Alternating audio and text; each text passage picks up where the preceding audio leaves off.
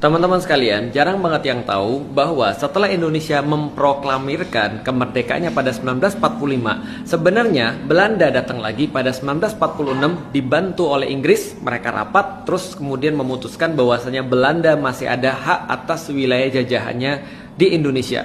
Dan akhirnya mereka dengan segenap perjanjian Linggarjati, Renville, kemudian lanjutannya pengen membatasi wilayah Republik Indonesia cuma sekedar Sumatera, Jawa, dan Bali. Sementara yang lainnya tetap daerah jajahan Belanda.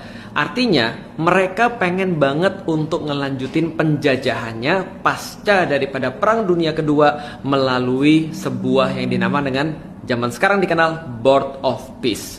Jadi teman-teman tahu, Board of Peace sama aja sekelompok orang-orang kayak Amerika yang sebenarnya menjadi sponsor daripada Israel dalam kejahatan perangnya, dalam genosida, dalam penjajahan, dan dalam pembunuhan dipimpin oleh Inggris. Lalu kemudian ada juga Israel di sana, troublemakernya ada di sana, ngatur-ngatur Gaza, ngatur-ngatur orang-orang Palestina tanpa justru ada wakil daripada orang-orang Palestinanya. Kita sebut apa? Kita sebutnya dengan penjajahan, dan Indonesia sudah pernah melalui itu.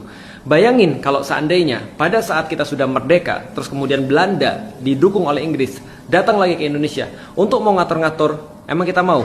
Tentu tidak. Dan kita sudah buktiin itu lewat sejarah. Tapi sekarang justru Indonesia ikut-ikutan masuk dalam Board of Peace untuk mengatur negara-negara besar seperti Amerika, Inggris, ada juga Israel di sana untuk melaksanakan kolonialisme gaya baru, penjajahan gaya baru lewat yang namanya Board of Peace.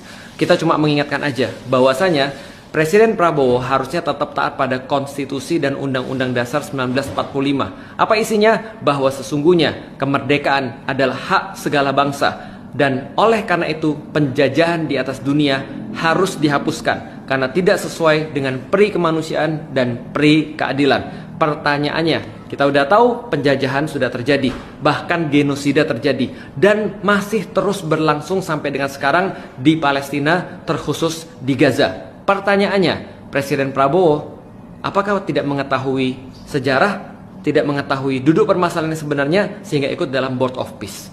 Merupakan kewajiban bagi setiap warga negara Indonesia, terkhusus juga orang-orang Muslim dan orang-orang yang masih punya akal yang selama ini melihat fakta-fakta ini untuk terus-menerus berbicara bahwa ini adalah suatu penjajahan gaya baru dan sekarang Indonesia termasuk di dalamnya.